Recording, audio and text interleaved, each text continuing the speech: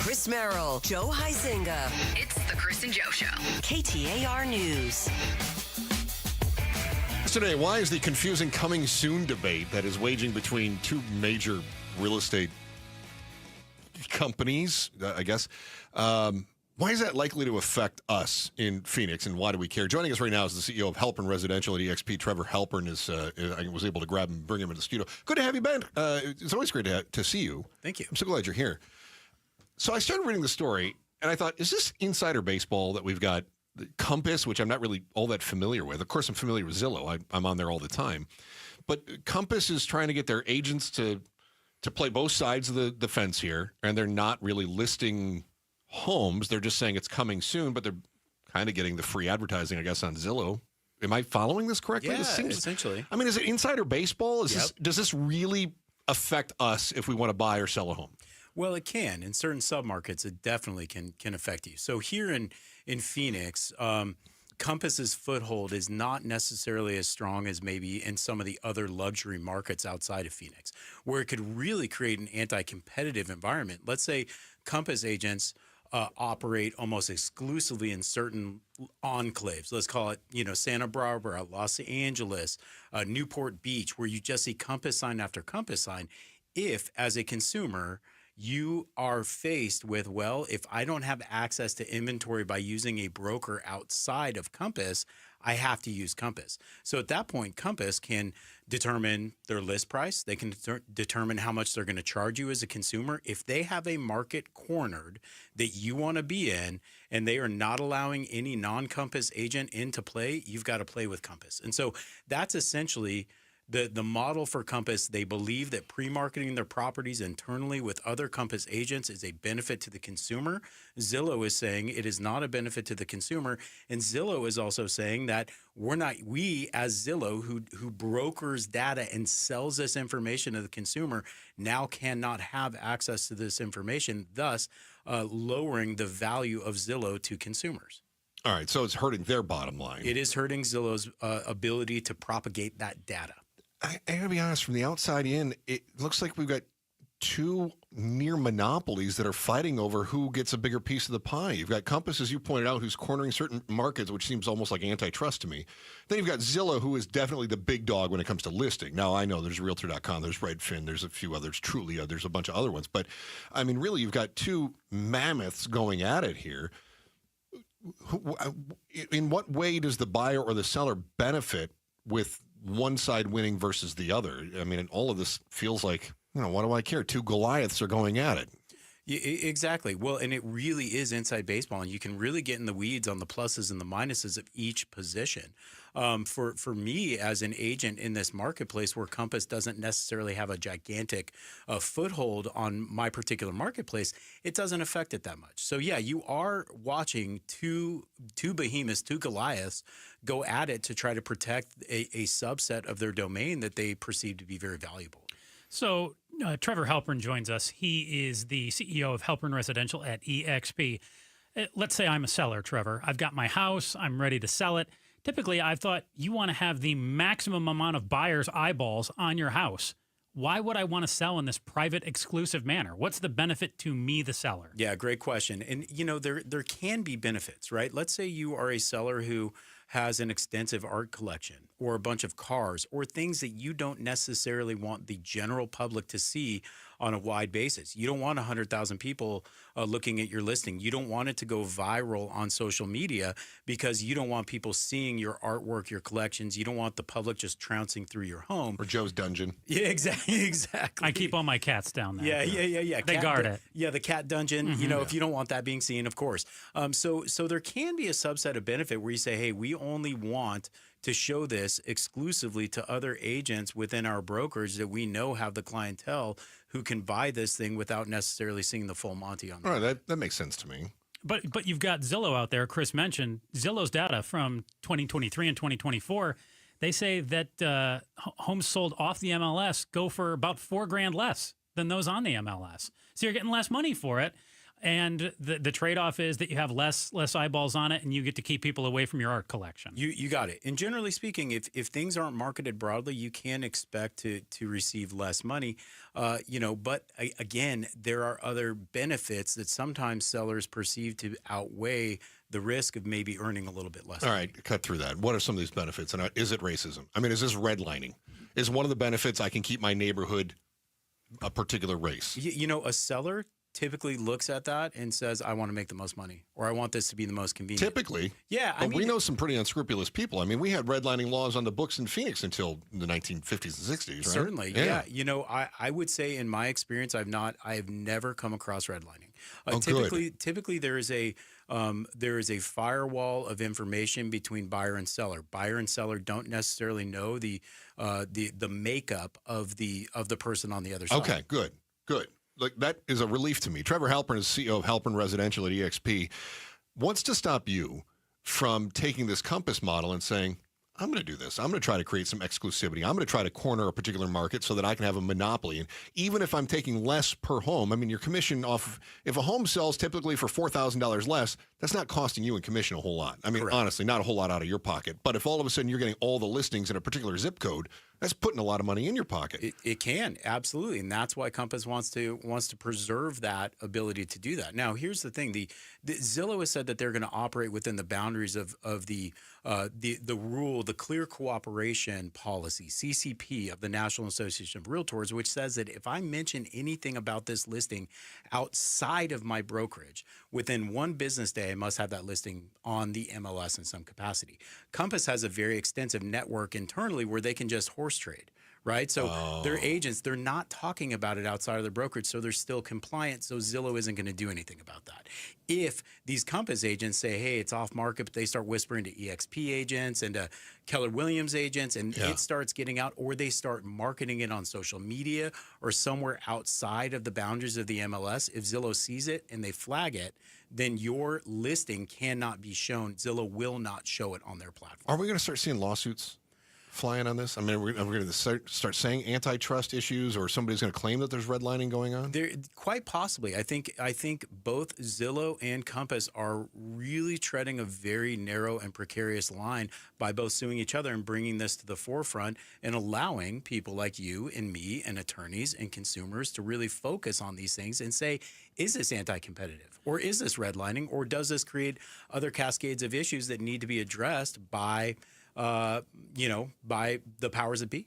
So private listings with no public marketing still allowed, office exclusive still allowed, and coming soon listings, as long as they're registered with the MLS, still allowed. But what's not allowed is promoting a listing to the public through a social post, a text blast, or a website.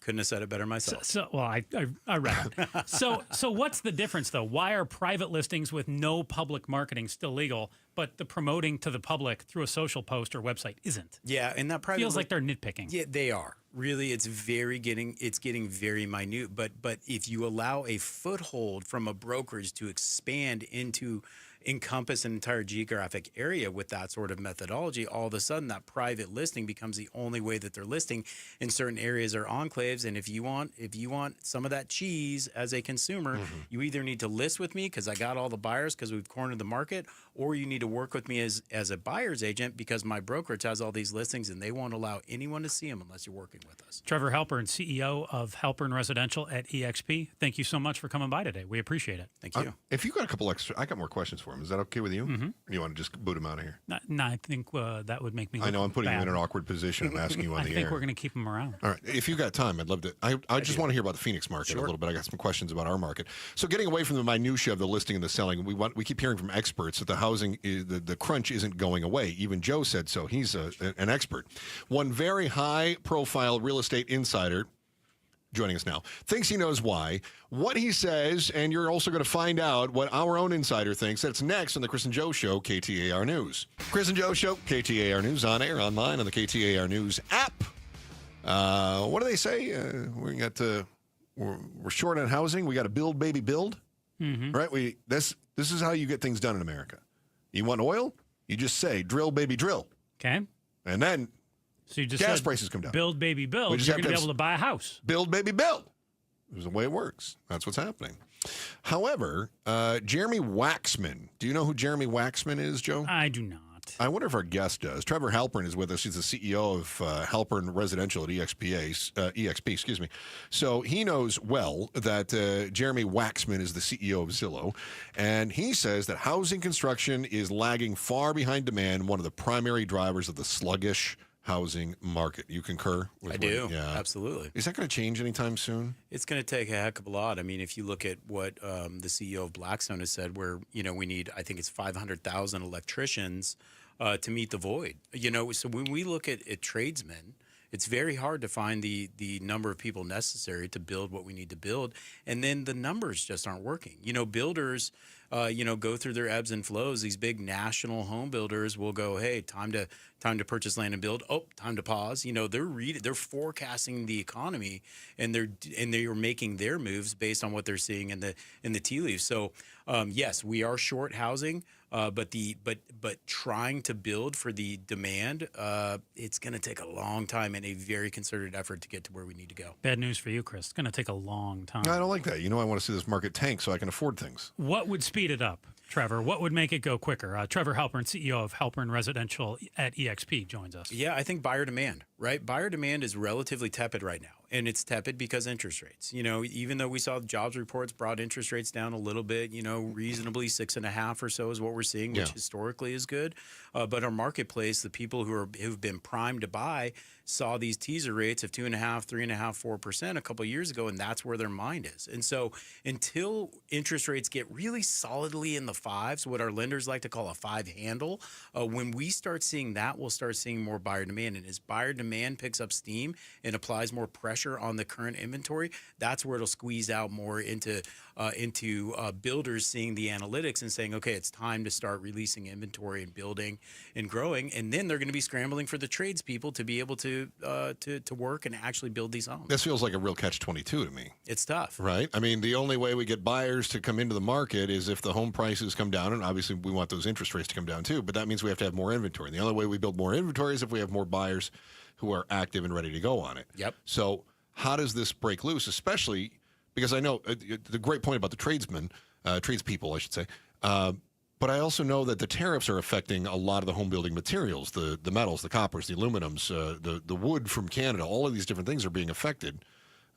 So how do we get those prices down, even if we see interest rates come down? Well, that's a wonderful point. When you look at, hey, some of our labor is now gone or has gone back home to Mexico or other countries.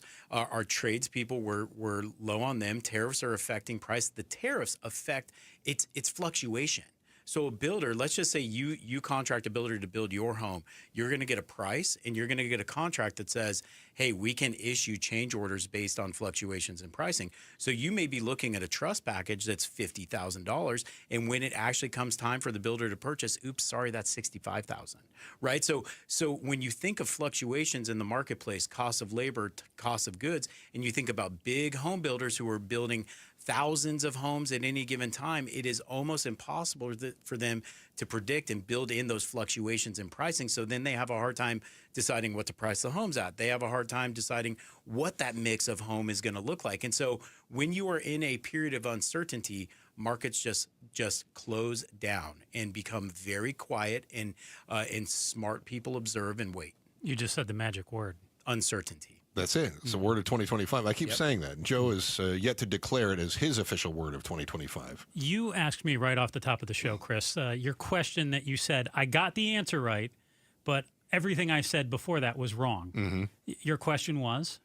I said, why are we not going to see a repeat in 2025 of what we saw in 2008 or 2009? And Trevor, you say? I say that the market dynamics and the fundamentals are completely different. See, Chris, that's exactly what I said. It is not even close. Not even close. No. In 2008, I mean, what we experienced was a financial crash that was based on speculation of real estate related finances. And there wasn't an inventory crunch either. No, we had a lot of inventory and a lot of horse trading. I mean, people were trading houses in the same day back then. Yeah. They could make a $5,000 lift just trading to someone right behind him. And so that was all finance related. And now there are speed bumps and roadblocks in front of some of the financial things that were going on back then to prevent this from happening. So the dynamic today is very different from the dynamic back then. You did say that part. I did. I give you credit for that. I will give you credit for see, now you have to give me a little bit of credit.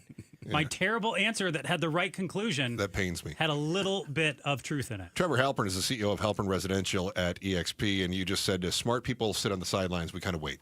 I mean, uncertainty it scares the markets. It scares me. I don't want to spend my money and then find out I overpaid for something that was going to drop. I mean, we saw that in 08, right, where people were buying these things, and how many of these short sales were just because somebody went, wait a minute, why am I paying a $500,000 mortgage on a home that's only worth $175,000 now? And so they just short sold. They just walked out, right? I mean, we saw this happen. I know people that did that. That's very frustrating. How long do we have to wait? Well, I think that also depends on the particular, like if you're thinking about buying, you know, what I tell my clients is time cures all ills in the marketplace. If you look at a home and you're going to say, I want to buy this, but I'm worried about fluctuations in pricing.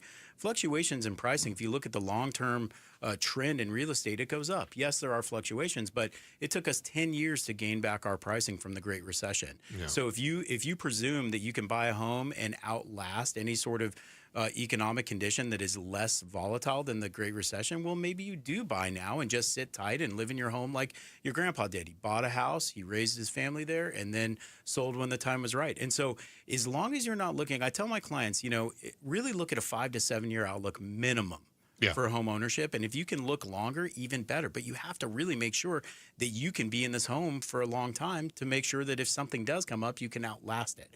But otherwise, if you look at the marketplace and the dynamics, you know, I talked to a financial advisor who manages over $1 billion of funds and is just in the market all the time. I was talking to him 3 days ago, and he said, I think we're in the 9th inning. All the indications that he's seeing is that we're probably going to get some interest rate relief and that the pricing has held. Here in Phoenix, 40% of our listings are canceling because sellers are going, no, I don't want to give this away. So them not selling their home is helping us keep our values up and preventing that crash. If all the sellers just said, sure, I'm just going to drop it by 10, 12, 15%, we would see prices go down. But we're seeing little fluctuations, 1.4% up this month, 1.5% down, you know, last month. So we're seeing these little micro fluctuations, and we're just kind of holding steady. So I think if you want to be one of those observers who sits and watches and waits, I think another 6 to 18 months, you're going to get some clarity. So that's really interesting when you say that you've got sellers that are going, I've seen my house is worth this much, I'm not going to take a cut.